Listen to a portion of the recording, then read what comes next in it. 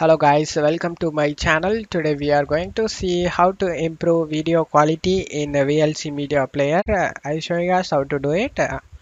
You just need to right click on the video you want to improve video quality and select open with and select VLC Media Player.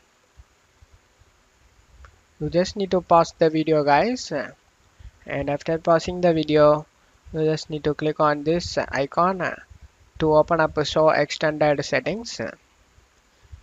In here you need to select video effects.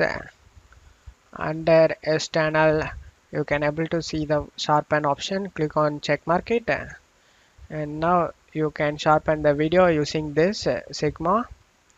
It's like this. After sharpening it, check mark the image adjust, and you can adjust this image colors, brightness and contrast, saturation, gamma.